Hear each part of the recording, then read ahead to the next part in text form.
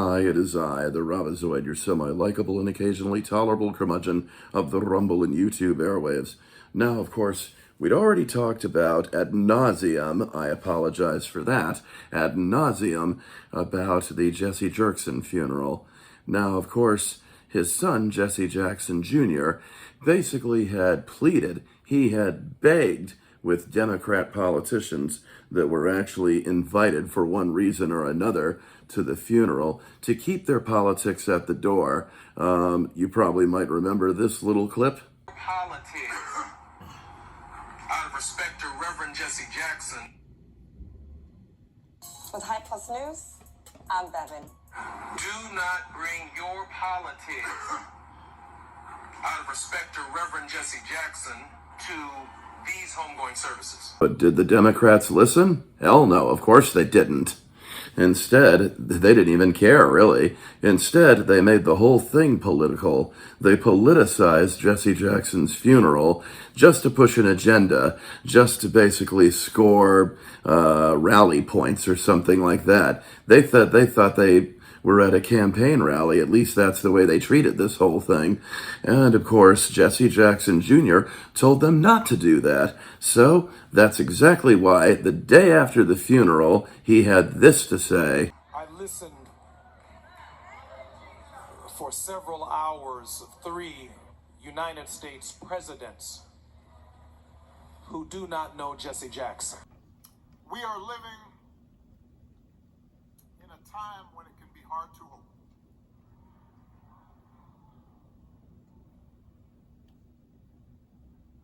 Aren't hope and change just buzzwords? To some new assault on our democratic institutions.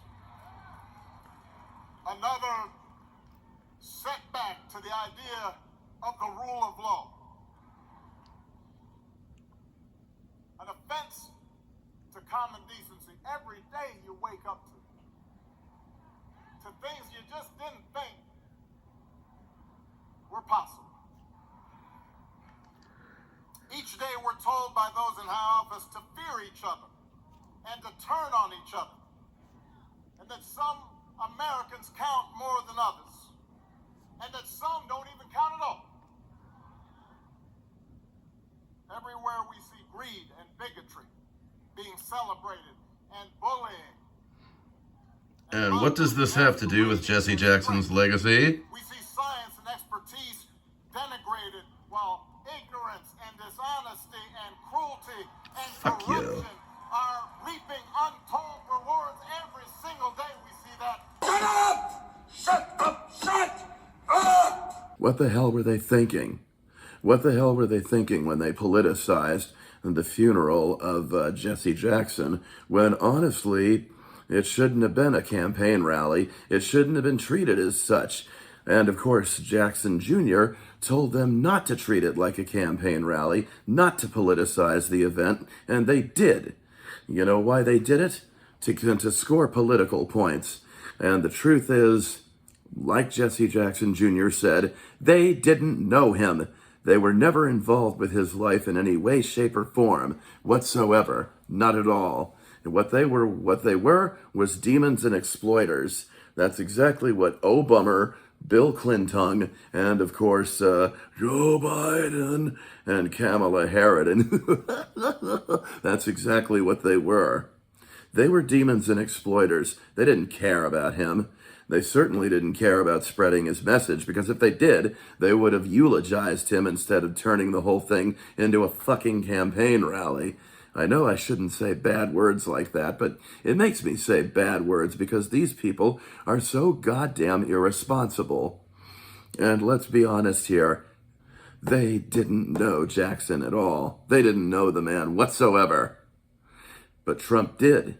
Trump actually did know Jesse Jackson personally and actually worked with him to better the lives of blacks and other minorities, in which I'm about to show you in this long lost up until now recently found footage of Jackson and Trump in, I guess this was in 1989 or 1990, but it's vintage footage, so let's take a look at it, because I think this actually speaks volumes as to what the Democrats thought they knew, but really don't. Now, granted, it's kind of hard to understand a word that Jesse Jackson was saying, but here we go. What type of racism is this? I now want to bring forth a friend who has, well, he is deceptive in that his social style is of such. One can miss his seriousness and his commitment, but his success is beyond argument. When we opened this Wall Street project and we talked about it, he gave us space at 40 Wall Street, which was to make a statement about our having a presence there. And beyond that, in terms of reaching out and being inclusive, he's done that too. And created for many people a comfort zone when I ran for the presidency in 84 and 88. And many others thought it was either laughable or something to avoid. He came to our business meeting here in New York because he has this sense of the curious and a will to risk to make things better. And so aside from all of the style and his pizzazz, he's a serious person who is an effective builder of building with a builder of people. Last year he was a part of our workshop, of our panel workshop on what are the challenges. I'm really glad there's actually subtitles here. Donald Trump, for a few minutes, challenges and opportunities to embrace the underserved communities. Donald Trump.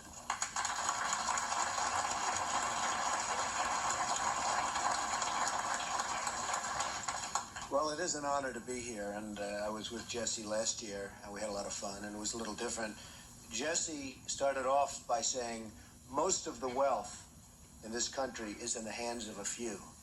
And I thought to myself, is that a bad thing? What's wrong with that, Jesse? But he did have an expression last year, and I was just telling Roger, he had an expression last year, the wall on wall must fall. And you haven't used it today, and I'm very disappointed in this, Jesse, because I thought it was a great expression. And I heard the expression about 14 times, and then he came to me at the end of the session, and he said, listen, I want some office space in your building on Wall Street, because the wall on wall will fall. And I said, it's okay, Jesse, I'll make a good deal with you. I'll get you some space. You'll pay about $40 a foot. And he said, no, I don't want to pay 40. I said, how about 30? No.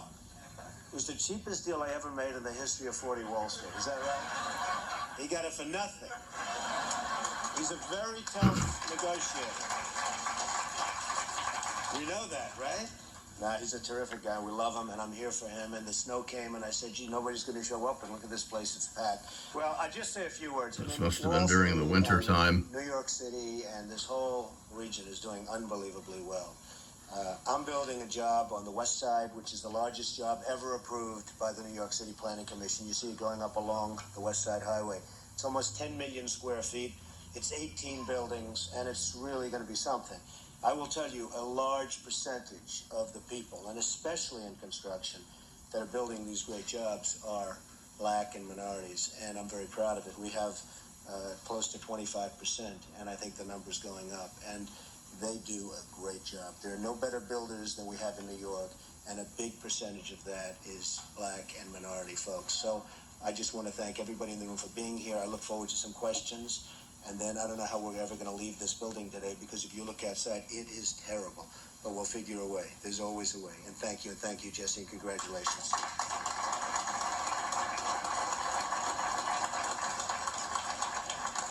But yes, there's more. All of that wealth, Trump wants a free ticket to the fair tonight. You see, Trump knew Jackson on a personal level.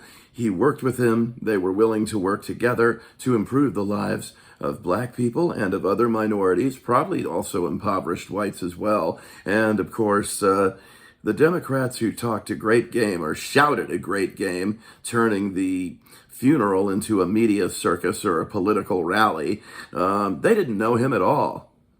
They didn't know Jackson one damn bit. Did they ever spend time with him? No. Did they ever hang out with him? No. Did they ever rally with him? No, of course they didn't.